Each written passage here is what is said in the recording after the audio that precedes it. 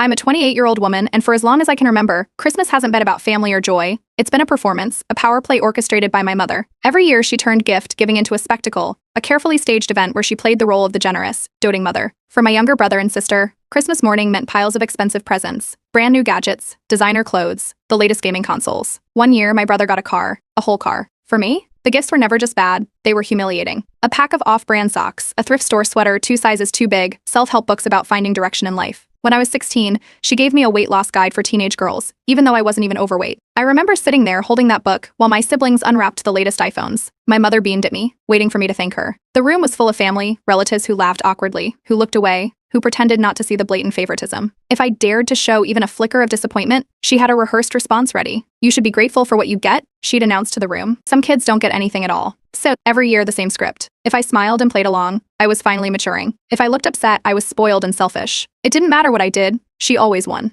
My dad never stepped in. He'd sit there, sipping his coffee, telling me later not to take it personally. The second I turned 18, I started building my escape. I took extra shifts at work, saved every penny, and moved out the moment I had enough to rent a small apartment. I stopped going home for Christmas, citing work, or travel plans. It took a few years, but eventually I carved out a life for myself. A career, a place of my own, a sense of peace. Then came the guilt trips. "You're ruining the family," my mother would say over the phone. "Your siblings miss you. Do you really want to break us apart like this?" It took a while, but she wore me down. I convinced myself that maybe, after all these years, things had changed. Maybe she had changed. I agreed to come home for Christmas. That year was a mistake. The decorations were the same as always, twinkling lights, a towering tree, a table stacked with expensive gifts. My mother greeted me with a smile that didn't reach her eyes. The gifts were handed out, one by one. My sister got a designer purse, my brother a top-of-the-line laptop. When it was my turn, my mother handed me a single envelope, a wide grin on her face. I opened it. Inside was a printed-out list, life tips for late bloomers. Certain lines had been highlighted, advice about better money management and taking responsibility for your future. I stared at the paper, then looked up. My mother was watching, waiting. I didn't react. I smiled, tucked the paper back into the envelope, and thanked her.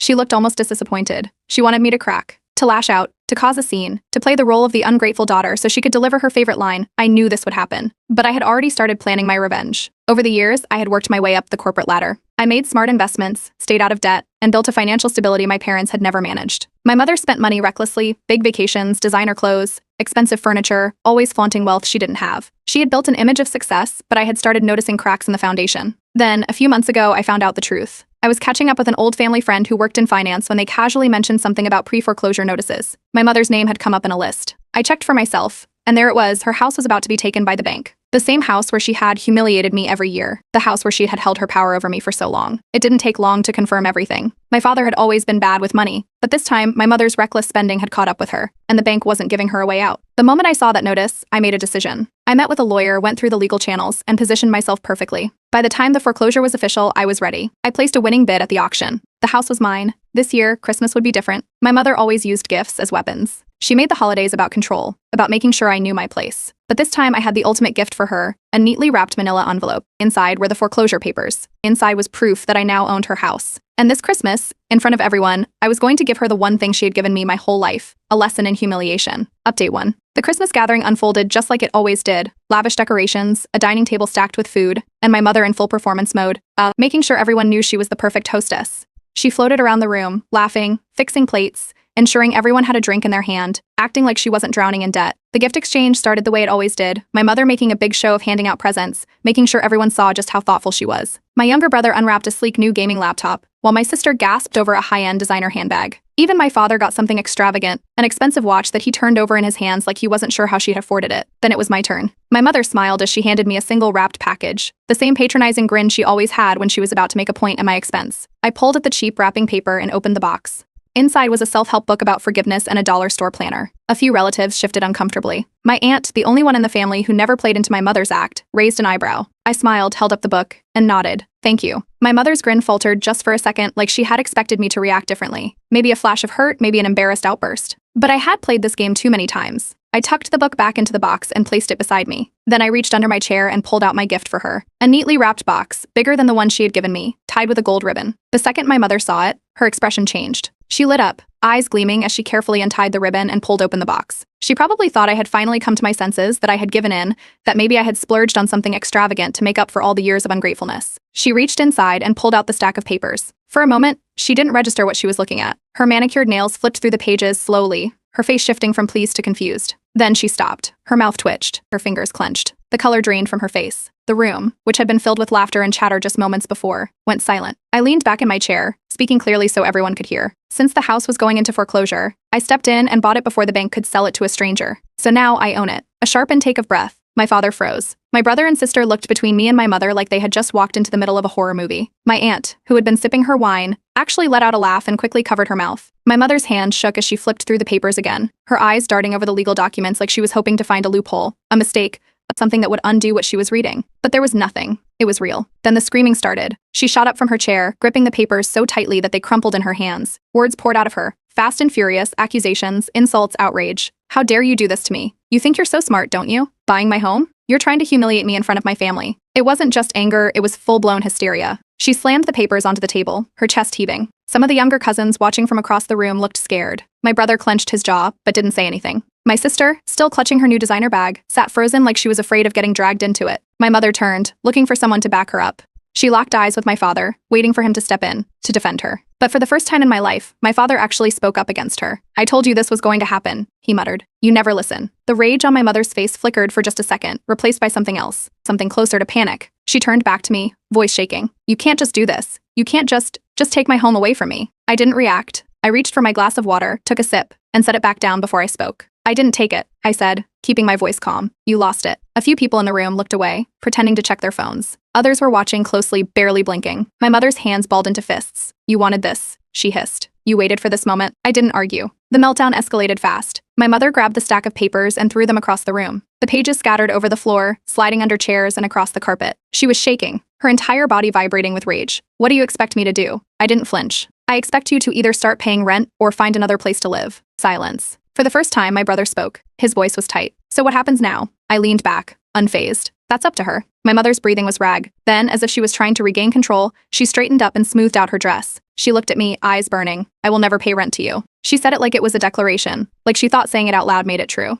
But it didn't. Because in my hands, I held all the power now. And whether she liked it or not, things were about to change. Update 2. The moment my mother threw the foreclosure papers across the room, Christmas was officially over. The stunned silence that followed was thick enough to choke on. A few relatives tried to salvage the evening, awkwardly refilling their drinks or forcing conversations, but it was useless. The energy had shifted. My mother stormed upstairs, slamming the bedroom door behind her so hard that one of the ornaments on the Christmas tree rattled off and hit the floor. My brother shot me a murderous look, his hands clenched into fists at his sides, while my sister sat frozen, gripping the handles of her new designer bag like it was a life preserver. My father just sighed and rubbed his temples. The room cleared out fast after that. Some relatives exchanged quick goodbyes, clearly not wanting to get involved. A few looked at me with something close to respect, like they had just watched a long overdue reckoning unfold. My aunt gave me a small nod before slipping out the door, her smirk barely concealed. As I gathered my things to leave, my brother followed me into the hallway, cutting me off before I could make it to the front door. His face was red, his voice low and angry. He demanded to know why I had done this, why I had humiliated our mother in front of everyone. He wasn't asking because he didn't understand. He was asking because he didn't want to admit that he had benefited from her favoritism his whole life. I didn't argue. I didn't defend myself. I let him rant, let him spit out accusations, let him call me heartless. Then I walked around him and left. Later that night, when the house was quiet, my father found me outside by my car. The cold air bit at my skin as he stood there, hands shoved deep into his pockets.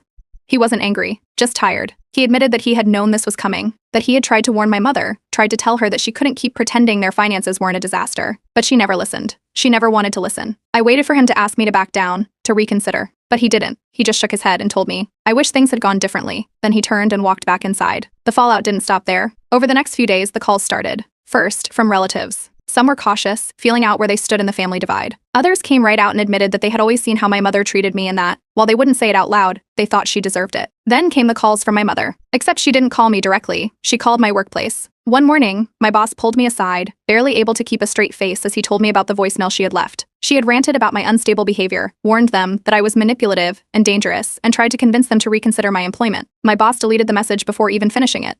He told me it sounded like a bitter, desperate attempt at revenge. It didn't stop there. My mother tried to act like nothing had happened. She stayed in the house, going about her life as if it wasn't legally mine. She didn't acknowledge the foreclosure, didn't acknowledge the Christmas disaster. She carried on like I had simply made up the entire thing. My sister started distancing herself, torn between the mess unfolding in front of her and the reality she had been trying to ignore. My brother? He went the opposite route.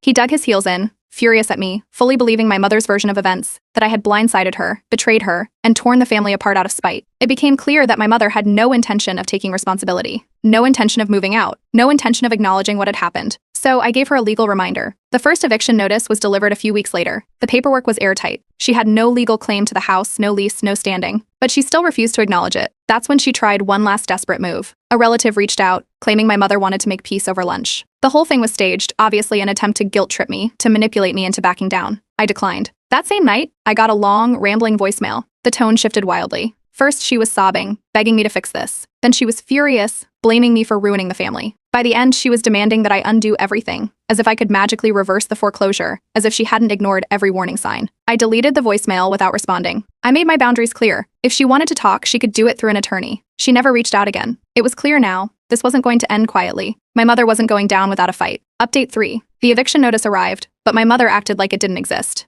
She went into full-blown denial mode, telling anyone who would listen that it was all a misunderstanding. She spun the story her way, claiming I was confused and bluffing to make a point. According to her, there was no way I'd actually follow through. She told my siblings that I had some kind of vendetta, that I was trying to punish her for being a strict mother. My brother ate up every word. The calls started first, then the texts. At first, they were disguised as concern, asking if I had really thought this through. That didn't last long. The messages quickly turned into full-blown rants about how I was destroying the family and making mom homeless over a stupid grudge. I ignored them. Then the messages got nastier. He called me selfish, cruel, a heartless traitor who was ruining Christmas for everyone. He sent long, angry paragraphs, one after another, sometimes in the middle of the night. I blocked him. My sister, on the other hand, took a different approach. She wasn't angry, just hesitant. She admitted that our mother had been unfair for years, but pleaded with me to find another way. She wanted me to be the bigger person, to stop things before they got worse. I didn't argue with her. I just reminded her that our mother had already ignored every warning and that this was the result. My sister went quiet after that, not picking a side but slowly pulling away from the situation. My mother didn't stop there. When she realized she wasn't getting through to me, she turned to my father. She demanded that he fix this, but for once, he didn't take her side. He refused to get involved, told her she had brought this on herself. That threw her off completely. She had always expected him to back her up, to play peacemaker. So, she tried something else. A few days later, I got a letter from a lawyer. Except calling them a lawyer was generous. It was a family friend of hers who probably Googled eviction laws 10 minutes before drafting the letter. The wording was weak, full of vague threats and dramatic language about a daughter's duty and emotional distress. I sent it straight to my lawyer. He laughed. Then he reassured me that she had no case. No lease, no legal claim, nothing. If she wanted to fight this, she'd be wasting money she didn't have. That must have been the moment reality finally set in, because that night, she left me a voicemail.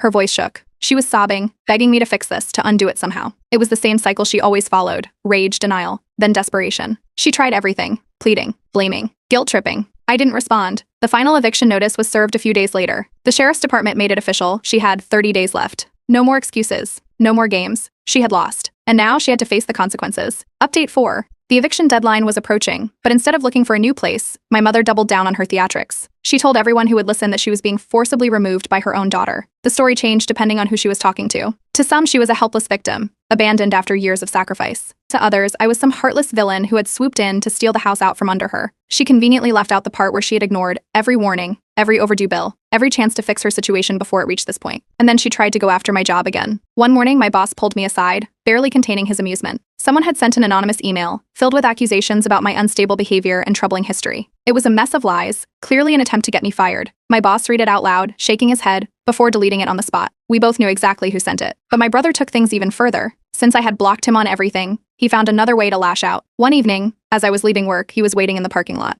He stood near my car, arms crossed, jaw clenched. I didn't stop. I walked past him like he wasn't even there. That's when he exploded. He started shouting, demanding that I fix this. People turned to look. Security stepped in immediately. When he refused to calm down, they escorted him off the property. HR was notified. They assured me that any further incidents would be handled. That was the last time I saw him. Security called the cops to issue a formal warning. That was the final straw for me. I blocked him on every possible platform. No calls, no texts, nothing. After that, my sister reached out. She apologized for our brother's behavior but still tried to convince me to be the bigger person. I let her talk, but I didn't waver. Then came my mother's next move. She suddenly decided she wanted to talk. Except, instead of reaching out directly, she used our aunt as a messenger. She acted like she was finally ready to make peace, pretending that she just wanted a simple conversation. I didn't fall for it. But then things took a turn. A friend of mine who lived nearby called me one evening with a warning. They had overheard my mother ranting to a neighbor, saying that if she had to leave, she was going to destroy the house first. I didn't take the threat lightly. I hired a property inspector to document everything. Every wall, every fixture, every appliance. But I wanted a full record of the house's condition in case she followed through. My lawyer reassured me that if she caused any damage, she could be sued and possibly arrested. The final eviction deadline was coming fast. I expected her to make a scene, to fight, to drag it out. But no one expected what she did next. On the last day before she had to leave, my mother made her most unhinged move yet. Update 5. The eviction deadline was less than 48 hours away when my mother made her most unhinged move yet. I got home from work that evening and immediately noticed something was off. The lock on my apartment door wasn't broken, but it felt different. I stepped inside, and that's when I saw it. My drawers had been rifled through, my cabinets left slightly ajar, and a few things were missing. I checked my valuables first. My laptop, jewelry, and anything expensive were still there. But when I went into my closet, my stomach dropped. A box that had been buried in the back, full of old family heirlooms and childhood photos, was gone. And so were my spare house keys. I checked my security cam footage. Sure enough, there she was, my mother. She must have still had an old copy of my apartment key from years ago. She had let herself in while I was at work, taken what she wanted, and left. I called the police immediately and reported the break-in and theft. When they arrived, they took my statement, checked the security footage, and confirmed that my mother had unlawfully entered my apartment. Because she still had an old key, it was considered unauthorized entry rather than forced break-in, but the stolen items made it a criminal matter. The officers contacted her directly, warning that if she didn't return the stolen property immediately, I could press formal charges for theft. Instead of denying it, she went on a tirade, insisting that the items were rightfully hers. The police told me they could move forward with an arrest if I wished to pursue it, but I opted to give her a final chance to return the items before escalating further. The next morning, a package showed up at my apartment. Half of my stolen belongings were inside. The rest, still missing. I followed up with the police, and this time, they didn't give her another warning. The report was officially processed, and she now had a criminal case on her record. I didn't wait around to see if she would escalate further. That same night, I changed all my locks, got security cameras installed at every entrance, and alerted my landlord. I wasn't taking any chances, but she wasn't done. The next morning, eviction day, the police and a court officer arrived at the house to enforce the final removal. A neighbor texted me that my mother was still inside, acting like nothing was happening. When they knocked on the door, she refused to answer. It wasn't until the officers announced they were coming inside that she finally opened it, and then the screaming started. She sobbed. She begged. She wailed that this was her home, that I was kicking her onto the streets. She called me every name in the book, accused me of betraying her, of being a soulless, heartless daughter. None of it worked. The sheriff's deputies remained firm. The court officer handed her the final paperwork. This was no longer a discussion. Then she turned to me. She locked eyes with me, her face twisted in rage. "You'll regret this for the rest of your life." The officers gave her 10 minutes to collect her things. That was when she finally realized there was no way out of this. She grabbed a few bags, shot me one last glare, and left. But the damage was already done. After she was gone, I walked inside the house, and my stomach dropped. She had trashed the place before leaving. Windows were broken. Fixtures had been ripped out. Bleach had been poured onto the carpets. The walls had scratches and dents, and the kitchen sink had a massive crack in it.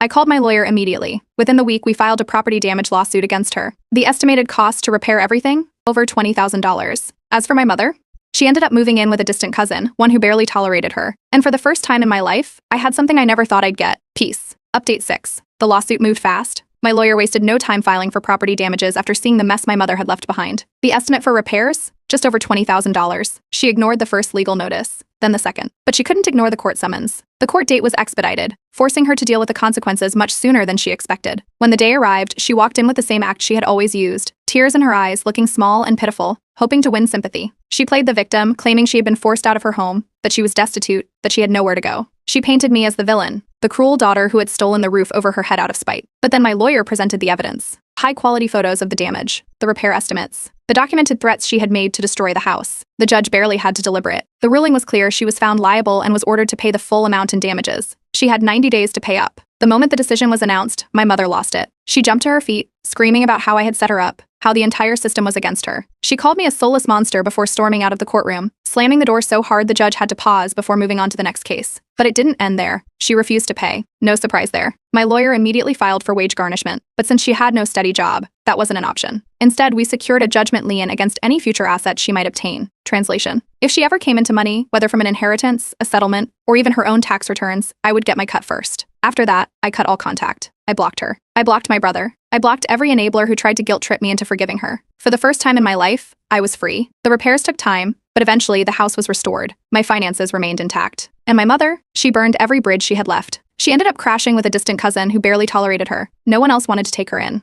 And me? I moved on. Completely.